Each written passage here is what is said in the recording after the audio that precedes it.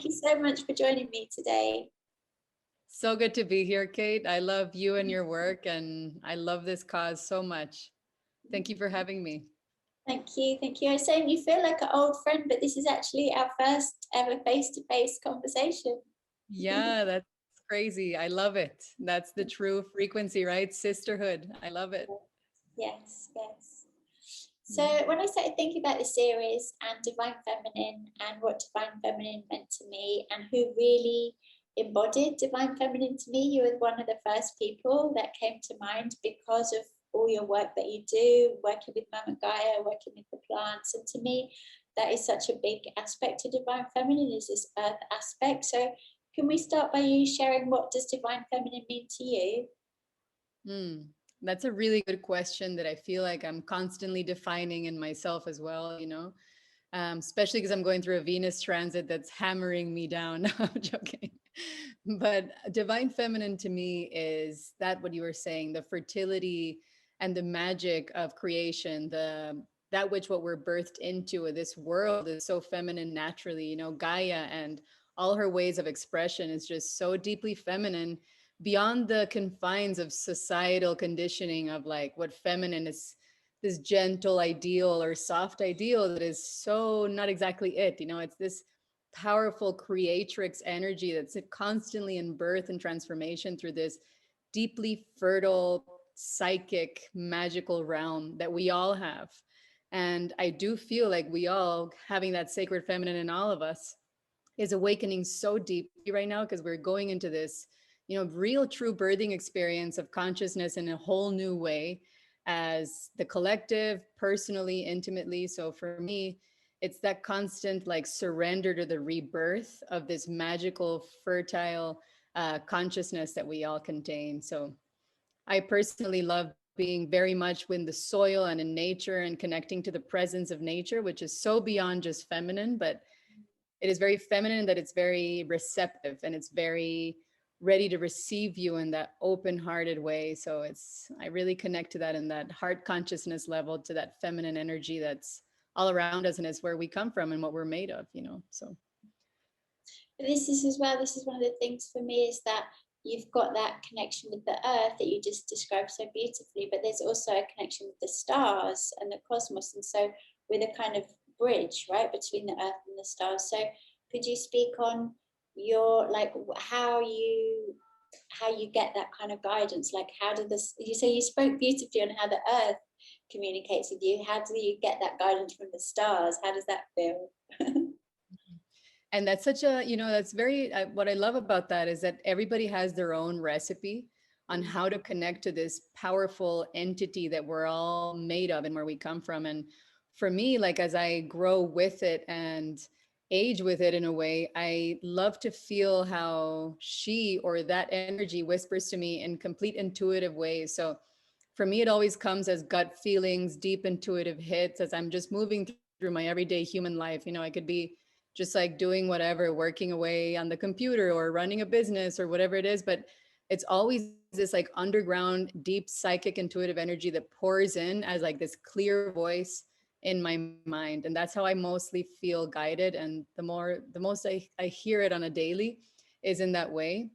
And ways to reconnect with, because like it's like an antenna, we all have this antenna where this voice comes in specific moments for specific reasons. And I feel like the antenna can get cloudy and it needs sharpening. And I love personally just being in nature, doing a lot of like rewilding work where we just go back to the basics of ourself with nature, Gaia, being out in the open and re-inviting that voice in our soul and in our psyche is so beautiful, and there's so many processes and it changes, as different phases and different seasons, this voice changes and the way we adapt to it changes as well. So I think it's a constant conversation. And even though it comes as those intuitive hits for a lot of us, I do feel like there's different crafts that really ignite it. So for example, for me, gardening, when I'm gardening, I'm just in it and I'm just breathing and feeling and being this voice more than anywhere else. So I call that like my happy place, because that's who I am beyond my story. That's who I am being beyond this and this person as Adriana, that's who I am channeling in that moment. So I love when we find those practices that really just allow it to pour in, magically infuse us beyond this human experience, you know? So, so yeah, that's a big explanation, but I hope you get the gist. Yeah, no, it's beautiful. Maybe we can speak more on that, because that's a big part of what I want to do as well. Is a lot of the times when people are presenting these concepts that we're talking about, especially when you start talking about stuff like ascension or 5D, it can seem just really unrelatable. Yeah. But you know, to me, that, you know, just like you're saying, gardening is like a really practical way that we actually start embodying that and coming into that. So do you have other things you do, that really help you get into that space? Yes. So I remember in one vision, I was doing a very deep meditation one day, and I felt like spirit spoke to me by telling me that I needed to do more altars around trees. Mm. And it showed me specific ways. And I knew it was not just my imagination, because that's where you can discern the difference, you know, when it's an intuitive downpour versus just you being creative, which is also powerful, you know. But anyways, I saw images of me creating very specific elemental altars around trees, whether it was like in mandalic forms or just offerings or something a tree might want at the feet of its, on its feet or on its roots. And so I got these beautiful visions specific to specific trees that are just near me in my garden or near these nature trails here. And I would just start doing these offerings, even though it seemed completely, let's say, illogical as to what I was supposed to put in the at the base of that tree. I was still doing the recipe that I was being guided to create. So I felt like that deep connection, that space we enter that's beyond space and time in ourselves, where we're just being orchestrated to do these beautiful rituals to just ignite this sense of, you know, this eternal space of magic, you know. So to me, that's where I've been feeling it lately, where I'm just in nature and I'm just bringing that kind of magic to wild places or places where there's not a lot of humans around, or ideally run into some more animals or whatever, you know. So places that just feel like off the beaten path, where I can really connect. And as you said, like in that practical way that I can really offer in deeper ways beyond my imagination, you know. Beautiful. Can you tell us more about tree altars? Yes, yeah. So there's this one tree here that I love called Bobinsana, and I've spoken a lot about it actually, but it's used a lot in curanderismo in Latin America, where it's used to ignite dreams. It dissolves the confines between time and space. So a lot of people that do dietas, which are like cleansing, shamanic cleansings in order to cleanse the body to receive psychic sight.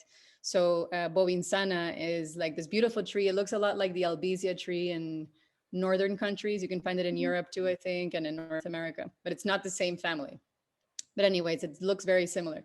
So Bobinsana is known very much as the lucid dreaming tree because it comes in dreams so specific and significant, you know. So I haven't even been thinking a lot about it. I've worked a lot with it, but you know, it kind of, you know, remedies come and go as you navigate life. And this one came back and it was showing me what it wanted at the base of this tree. So I always do, we grow tobacco here, like the different kinds of tobacco. So I was doing in my dreamy meditation, I was offering this tobacco and these liquids of infusions of different flowers that are also native to this area. And so I felt like the tree was needing the infusion of that tea by its feet, you know. So I created the teas and I brought them in these like coconut bowls, and I placed it under the tree. I also like I wanted like turmeric around it. So I was seeing all this yellow, vibrant gold in the vision. So I just poured it on its roots. And then I had to water it all, kind of taking away the little mandalic preparation I did in the circumference of the tree. And and so then I sat in meditation under that tree to really receive more of its medicine. And it just came with so much information. It was just incredible about my personal life, not necessarily about just the tree's, let's say, medicinal attributes, which often happens too. But what I love is that these archetypal visions are always so colorful and dreamy and imaginative, but they're basically resembling what the tree can do to our mind, body, and spirit. You know, it really speaks in this symbolic language. So I really invite those, like if you connect to tree medicine a lot, or you're in that time of your life, like really allow it to come in these archetypal interpretations that you can later interpret into, let's say, a medicinal diagnosis, or some diagnosis for yourself, a remedy that you really need for your spirit, or physical remedy that you need for your physical body. And so, yeah, I feel like trees, I mean, all plants have this, but I feel like trees specifically have this like really deep archetypal visionary explanation on how it likes to be. Like it's almost very set, just like trees are very set and defined as to how it wants to be, let's say, ritualized or used, or just in whatever way that is really wanting to come through. So I've been really connecting to that tree medicine in that way, which is not very common in my personal experience. I'm more into, or other plants have shown up on my path in different ways. So I feel like trees are just so beautiful for that kind of, for those seeking that deep nourishment, deep grounding energy, that grounded feminine energy, right? That really, like, if you're looking to go into that channeling practice, like trees really create like the ground for you to really go beyond. So it's great for anyone really wanting to partake, especially in like mediumship and channeling, which is happening to so many lately. I feel like I keep getting messages of people like, I had this crazy visionary experience and I was sobbing and ecstasy and in pain and everything mixed. And I was just like, yes, tree medicine. That's it. So, or seeds. I feel like seeds have that same power, like deep seed energy that really grounds the spirit and body, so you can really go out in a safe way to receive these messages and connect to this divine feminine power in us. Could you tell us a little bit more about how the plants speak to you? And is that something you've always been aware of since childhood?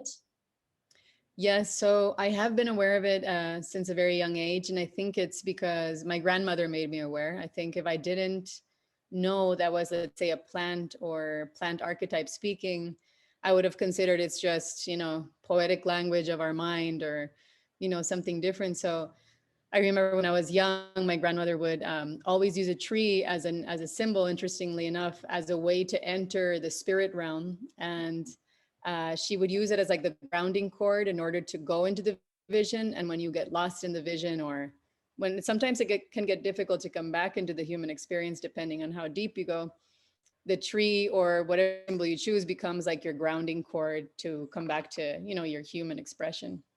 So trees have always been, I guess, more of that symbolic anchorage that was given to me in a way. I didn't really necessarily choose it, but I do recommend for those wanting to go in and speak to nature spirits or plants and the natural world, to have that anchoring plant or being that really connects to you naturally, so you can really start to learn how to listen, because it can get confusing. It can be like all these beautiful, it's like watching an Avatar movie. Sometimes you can get lost in these beautiful, sensorial, colorful, psychic images that will happen to all of us. It's just so natural to our human body to experience this. And when the pineal gland is open, it naturally secretes these like profound images in our mind. So once you start learning how to diagnose it, I feel like, again, that anchoring, that like tree anchoring energy will allow you to discern what's coming from who, because there's millions of possibilities. Sometimes we pick up other people's energy and we might think it's something else and we don't realize it, and it's just in our field. And we have to learn how to clear it, ground it, in order to see with clarity what's really speaking with you or to you. So yeah, I've always been very connected to it. And I think that anchoring process is what's really allowed me to really distinguish the differences amongst what comes in. So not anchoring is very classic. I feel like it's so easy to unbound in your psychic energy and just be fully released in it, but it can have its side effects. It can be very confusing once you come back. It can almost feel like you don't want to be in the human experience and you just want to be over there in that world. And that's when that's when it's not really synergizing. And I think that distinction is vital. Yeah, and I feel like the spirit world is as diverse as the physical world, right? So there's some crazy beings in the spirit world just as much as there's crazy beings in the physical world. Like, you got to really watch who's, just because they're spiritual doesn't mean they're like got any kind of anything that you really want to rely on. Exactly. And it's also that common, it's that common to have that many spirits around. It's that common to have that much variety of energies and frequencies. It's the same exact experience. It's like if You know, if you walk into a room full of people and you do the same in the spirit world and you're not feeling good that day, but you're walking in and you're allowing energy to just be kind of going to you, and you're very empathic, let's say, and you're just walking through, you'll become just, everything will just stick to you. Yeah. And that you're aware, oh, I'm awake. Let's say if you're awake in the dream, I'm awake in the dream, or you're awake in your vision, you know who's who do you want to be with and not, and clearly define that intention as you travel into these worlds. Even if you're just intending to connect with the natural world, all these different plants, that's the same way. Like, you want to discern what you're calling in to know what the conversation is going to be about in a way. So it doesn't get confusing and muddy and kind of like, oh, I think I saw this or that. So Yes. Or you get misled. yeah. Yeah. And you know what's interesting? You know, like there's somebody here in the community where I live that recently took a very poisonous plant. And they, for example, insisted that it was calling it. There's a lot of curanderismo rituals around this plant, but it's, you know, it's extremely dangerous if you really don't know what you're doing. You can stay stuck in it forever, you know? So it's a beautiful flower. It's the classic datura flower, the queen of the night, reina de la noche. And so he was feeling called to drink the roots, and he got this really clear commanded vision of how to prepare it, how to do everything. He's a very open person. But I think just because of not discerning exactly what the vision might mean doesn't mean that you necessarily have to go drink the roots of this plant and see what happens. You know, it could also have been a metaphorical expression of what the plant was trying to say to him, because now he's a couple months later and he's still in the vision, because that's what poisonous plants can do, you know. And it's extremely concerning, because you can, you know, you can really hurt your life and those around you. So I think in that sense, it's very important to know how to interpret these archetypal metaphysical images that come in, because they're not always literal. Even if the plant might be showing you what to do and how to do it, and you know that plant is poisonous, you're not going to just go and make a big brew of a poisonous root, you know. So I think in that sense, discernment and clarity is so important to cultivate when entering these realms and communicating with these spirits, you know. So yeah, I'm in prayer for him, because it can be horrible in a way, you know. So yeah, but sometimes the journey is just meant to be. So it's just an interesting reality, right? Yeah. Something you write about a lot and you talk about a lot is this, the way the intelligence in the plants reflects intelligence in humans, and you know, as above, so below. Could you speak to us about that? Yes. So I think the doctrine of signatures is a great way to see that. So the doctrine of signatures means that the plant resembles that which is going to heal or can heal. So let's say skullcap, a popular plant used in Asia and European botanical medicine and in North American medicine, but it resembles like a cranium. So it looks like two little, you know, like the frontal lobe. You can even see the frontal lobe and the side lobes. And it literally does that. It really relaxes the central nervous system, and therefore, you know, everything connected from the brain to the spine. So in that sense, it's really resembling that. So as above, so below, right? Same with so many plants. I mean, there's some that are even, you know, it might not even be related, and because science has not proven it, but who knows, it might be something worth discovering and exploring through, you know, through intake. So I think the plants definitely, it's, everything is so magical and symbolic in nature, and, you know, very profound healers across history and time, shamans and different curanderos I've worked with have really, like, really gone deep with plants where they know what they do, and the plant resembles that. There's just been little research to support it in this scientific world, but it has been folk medicine forever, you know. So there's so much to explore in that area, and plants really resemble on a deep level on what they do already physically. So it's not like you have to be a hyper psychic, mega connected 5D person to be able to see that, but just the simple act of observation beyond the judgmental mind can really already express that as to what it's mirroring in the spirit world or on an energetic level in a physical way, you know. So it's beautiful. It's really beautiful. And it is all connected. I mean, it's not just a cliche. It is so profound once you really start doing, whether it's ceremonies with master plants or just like simple tea infusion in very mindful ways, or tea infusions and meditations before your meditation. you can already feel how the plants are really working on you in that way deeply and mirroring the energetic world and the physical world almost to perfection, you know. So yeah. How is your experience? Actually, I'm curious to hear how you've experienced the spirit world and the as above, so below physical world reality. Thank you for asking that question. Well, I think you're describing it very articulately. It's a kind of merging, isn't it, where it's not one or the other. So you're not in it, but you're not out of it. Um, it's a space where they meet, right? Where you and what's beyond you, and you and what's inside of you, it becomes all one. And then it becomes, it's like when you're in love or when you've got a child, and it becomes very hard to discern what's you and your partner or what's you and your child, because there's such a close relationship and a close bond that there's a union, right, and a flow. And I think the more that we work with the plants and we work with them on this kind of level of discernment, the more and more that gets revealed to us, right? So this is part of the beauty of it, is that, you know, at the beginning of the journey, maybe people are thinking about what they're stepping away from, and it feels very fearful for a lot of people, because they're thinking about what they're leaving behind and the things that, you know, the reason why people might think they're crazy, or, you know, all these kind of things of what's leaving. But, you know, this is a big part of what this series is about, is what are we stepping into.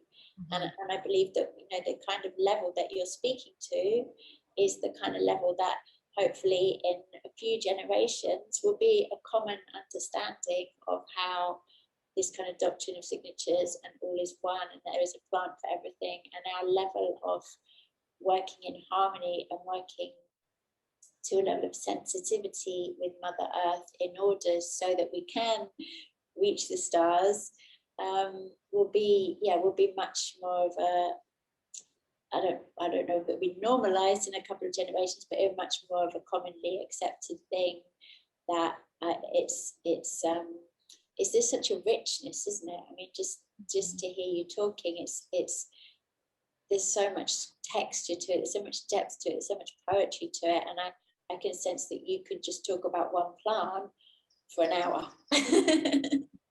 And so within everything, there's worlds within worlds within worlds within worlds, right? And that's what we're getting into, is that's the real nature of existence, this organic sense of being that's really being, that they try to disconnect us from, but that is our true nature, right?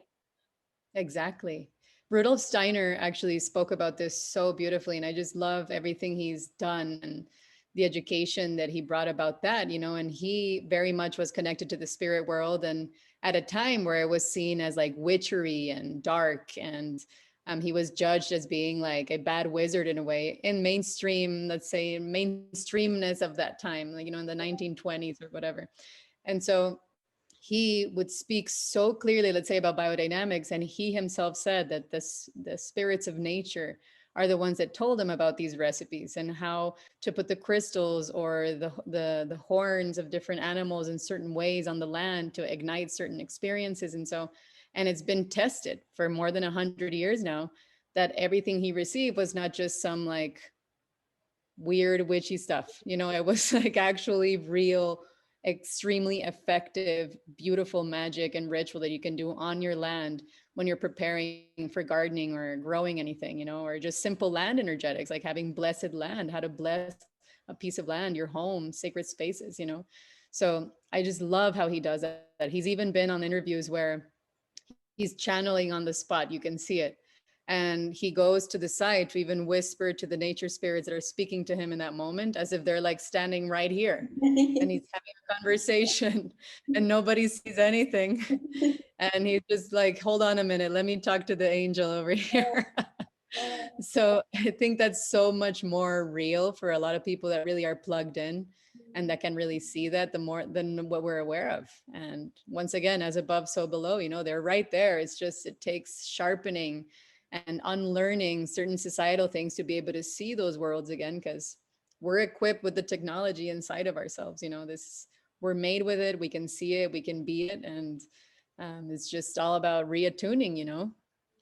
It's So let's beautiful. talk about that. I wanted to ask you about some specific herbs around divine feminine, but let's maybe start with the pineal gland, because I know that's something you're really big on. So what are your favorite herbs for supporting and strengthening the pineal gland, and tell us why the pineal gland is so important?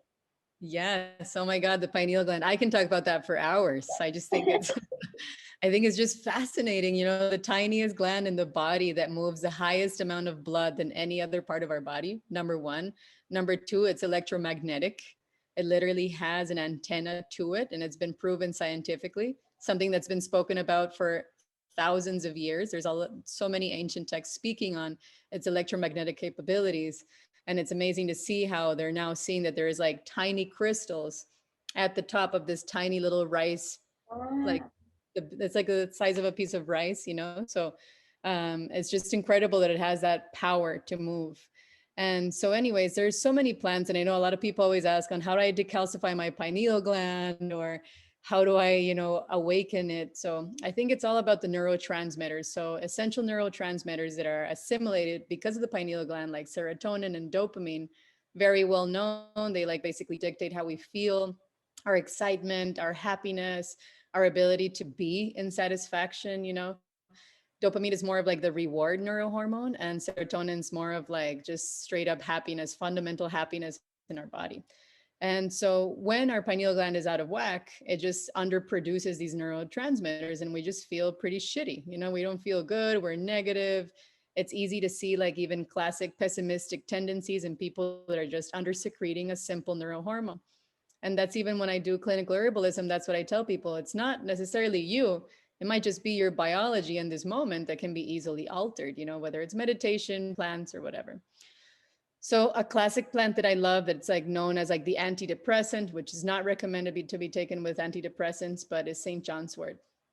It is like a weed that takes over fields. You know, it's like a weed that even there's like horrible chemicals made just to kill this one precious weed called St. John's wort. And even in California, I remember I would get paid to just even harvest from people's lands because farmers were like, I can't stand this weed, just take it away, I'll pay you. And I was like, no problem. So anyways, St. John's wort has so much history, and actually it's being used medically in Germany and for quite a while already, and by actual doctors because of its ability to increase serotonin, you know, in our body. And so it really activates our receptors. It also helps us assimilate it more. And so it just naturally makes you feel really good. I really recommend that one. So it's a very sunshiny plant. Again, doctrine of signatures. It's bright and yellow flower. It's extremely abundant. So it signals the qualities of the sun. Serotonin is very much, you know, the transmitter that's activated through solar light, through light. So that's another way to even ignite serotonin is light energy. Even colors, lights that you can like filter through colors, and so has really known to uplift the frequency of serotonin. You know, so all that energy is very much solar plants. So I just love St. John's wort because it's so sustainable. You can grow it anywhere. I even have it growing here, which is not native to Costa Rica, but I have it growing like a weed here now, you know. So it's really a wonderful one. Another one that's native to here, that's the classic dopamine booster, is mucuna, which I know you're very familiar with. It's been used here in Central American traditions for quite some time. And although it's known to boost dopamine, it's also known to boost serotonin. It's just lesser known and lesser activated, but it's still activated. So it just really activates the pineal gland in that way. What's fascinating about mucuna is that it really mirrors the pineal gland in a lot of ways. It also assists in the assimilation of DMT, which is also a key neurotransmitter in the pineal gland that's said to be excreted at only profound moments in time. But I actually kind of disbelieve that because I believe we, you know, excrete minute doses of it when we're in lucid dreaming, or even when you're having an ecstatic experience, an epiphany. A big aha moment can be trace amounts of DMT in your pineal gland that's really creating that experience of like elation and true big epiphany kind of moments. So mucuna helps assimilate DMT in microscopic levels, but it at least has that. And so many plants in nature, by the way, already have DMT in them. Just some really ignite the expression in our own body more than others.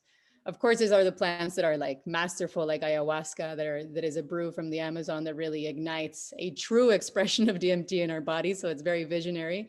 But there's some that are like in lesser amounts that really help keep the continuous experience without it being like a full blown out of body experience, which I think is great. So I, even for people that drink master plants, I recommend Mukuna even after, because it really helps you to metabolize the experience after you did your ceremony, so which is so important for integration in your human body, everything you got to see and experience from your pineal gland being so elated and happy, so there's quite a few. Bobinsana is another one that, like I was just speaking, it really activates the receptors in our pineal gland. Therefore, it really creates that sense of dissolving time and space, which is a classic trait of pineal boosting in a way. So it's beautiful in that sense that it's also a central nervous system relaxant and like muscular skeletal relaxant too. Another one that I love to pair with Bobinsana that also grows near it is Passionflower. All these plants are, I guess, native to the rainforest in a way, except St. John's wort. So it's very easy to find them growing all together. So they already synergistically are kind of around each other in places like here.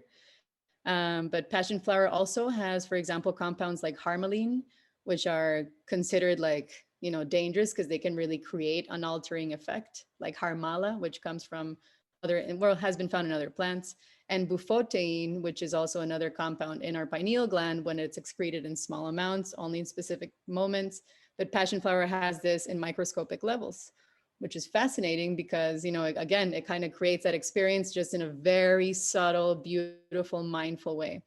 So you don't have to do these mind-blowing experiences all the time, but you can kind of conduct that energy as a frequency in your body ongoingly by drinking it as a flower essence or as a tea or a simple decoction, so it can be gentle or it can be assimilated after with it. So Passionflower is just amazing. I think it's just like, it's known by many psychics across time to be like the Christ consciousness plant because it really allows you to experience these higher states through its energetics. So depending on how tuned in you are, or how you feel it, or your receptiveness with nature, you can really feel that with that plant. It really allows you to enter into higher frequencies. It kind of extends energy. It's known to extend your aura, like create space in your aura on an energetic level. So when you really intake it, you really feel this expansiveness. That's part of its nervine qualities on the central nervous system. It just really relaxes, creates space, kind of everything, like the edges are rounded. You don't feel irritable or anxious. The to-do list is not so important anymore. So those are all key traits of like when we feel these nervous system relaxants, it's really having a conversation with our pineal gland, because it's just, pineal gland is all about this relaxed, ecstatic state. The pineal gland underperforms if we're in a state of stress and anxiety, so if we're running on survival mode all day long because we have something to do all the time, the pineal gland will be blocked. It will not have an experience at all. I feel like my edges are getting rounded just by listening to you talk about them. Wonderful. From pineal gland to pineal gland, there we go. So yes, just think about them and they work. Exactly. It really can have that effect after some time. So yeah, it's so important. Like, even if you don't have access to these plants and you just want to do it with yourself and no other tools, that can happen too. The simple visualization of the center of your head, and you really just tune in, it naturally will give you all these images, these feelings, these archetypal imagery like we were talking about, in surprising ways, and allow that unknown to really flood in and not expect anything. Just allow it to flood in. And these plants just assist you in relaxing to be able to receive what it is meant to excrete. So if we're in our classic, our true state is to be in bliss and just in the present moment, not hurrying, not in survival mode, no, just being, period. If you're in that state, your pineal gland will secrete this naturally with like under its own command, guided by its own will. So I think it's really important to know that too. You don't need anything. You can also just do it with yourself in nature or at home, in your kitchen, while you're cooking. It doesn't matter, Beautiful. So, and let's talk about some of the herbs for divine feminine. So the herbs that bring us into that place of, well, physical sensuality and embodiment, but also surrender and allowing, and the more kind of grounded herbs, what would you say would be the best things for people that want to really be in that receptivity place? Mm. I'm going to mention a very classic one because I feel like most people have it in their cupboards, and it's hibiscus. I think hibiscus is honestly it's very much underlooked because it's such a staple. It's very much just like a staple everywhere you go. But hibiscus has that deep, profound feminine energy. It has that beautiful blood purifying energy, which is really essential to, I feel like, experiencing these states, the quality of your blood, how your blood is really moving, your lymphatic system, which is very feminine in nature. So hibiscus can mirror that, again, doctrine of signatures in that sense, which I think is beautiful. So it's like drinking blood, like Earth's blood, which is so feminine, in my opinion. It also is great for the uterus. So people needing to heal the uterus, or if you have a lot of cramping in your uterus or stuck energy, or just you want maintenance in that uterine energy, hibiscus is fantastic, So it really does like wonders in that world that I really recommend. Curanderos here actually use the flowers, like the flower medicine of it, to heal like broken hearts or to heal like a broken feminine energy in anyone. It doesn't matter if it's male or female or however you identify. It just really heals that like inability to access, inability to have that receivership. So in baños florales, like flower cleansing and curanderismo, hibiscus flowers are appointed to that, which is beautiful, I think. It's even used like in a smudge, like smudging blends, the hibiscus leaf and flower, to do like limpias, like smoke limpias, to clear the aura from also fragmented feminine energy or just maintenance of feminine energy. So it's really beautiful in that way. It's also classically used after birth, which is also very feminine, obviously. So after birth, if you have lost a lot of blood, as postpartum, for example, it's a great postpartum recovery plant. And it's so simple, hibiscus tea, it's just amazing. In Bali, So they have rosella. Does rosella have the same properties? same properties, yeah. Yeah, because it's also in the hibiscus family, but it's not the hibiscus sabdarifa, which is the Latin name of like the classic hibiscus. There's so many versions. I grow the rosella here in my garden and I use it in the same way. So yeah, beautiful flowers. Oh my goodness, I just love it. So yeah, that's one. Another classic one is raspberry leaf, which is also very classically found in so many places. It's also a uterine stimulant, so it really helps the uterus have that beautiful, clean, and a bloody energy. So it's really nice, but it's also great for men. I feel like I even recommend it to men that are trying to, let's say if your wife is pregnant or you want to expect a baby, it's a really great tonic to share on an energetic level as a couple. I think is really beautiful because it's so mineralizing. It really is fantastic for the whole family, even children. But it really has that feminine energy to it. And it's been used across the world for these same purposes, very much for women's health in a way. But it's also just wonderful in that energetic, just feminine energy, bringing back to the body and to the mind. So it's great mineralizing tea. It's just a great blood purifier and also great for the lymphatic system, which is very much feminine in nature as well. Yes. Is it actually easily found in Europe, raspberry leaf? I imagine. It is, yeah. I have a tea called Femininity, which is shatavari, raspberry leaf, rose, goji, and Damiana. Oh, beautiful. That's what I was going to say next. Damiana. Yes. Damiana is so classic, right? The feminine, magical. And what I love about Damiana, there's actually several varieties that are used in Central America. It's technically native to Mexico, but you can find it in, Guatemala, Costa Rica, Belize, and all traditions in Central America have all used it for the same purpose. It's classically given as an antidepressant, which is funny because it makes sense. It's a joy tonic. It's a feminine tonic. It kind of brightens your mood, adds a kick to your step, makes you happy. But it's also an excellent anti-anxiety and anti-stressor and just antidepressant. Obviously, don't use it if you're in antidepressants. Don't use it as a, as a plant in congruence to your medication, or be sure you're obviously working with someone that that might help you in your process. Damiana is extremely effective in recovery after antidepressants. But again, obviously, talk to your doctor. But I think it's just beautiful, and it's so rich in folkloric history in these areas. And also in women's rituals in Central America, a lot of curanderos also use the flowers in baños florales, which is big, beautiful yellow flowers. Also very symbolic to the sun, solar energy, that awakening, joyful energy. But it's also used in like heartbreak rituals as well, in conjunction to Bobinsana for the baños florales, which I love. So yeah, even women, when they're like preparing for birth or after birth, they're like given foot baths of Damiana flowers, and just like really just nourishing to the skin. It's also an amazing tonic to ingest, but just overall it's used in many kinds of rituals in these areas. So it's beautiful. And Yeah. rose, can we talk about, to me, your rose powder is just like the most incredible divine feminine tonic ever. I know, right? Rose. Oh my God. I That just rose powder is just so next level. you know, right. I've put it on my cheeks Oh, to add a little magic sometimes. A great like eyeshadow too. But yeah, I think it's just beautiful. I just love rose. I mean, who doesn't love rose? I know there's like a small percentage of people that can't stand it, which is unbelievable to me.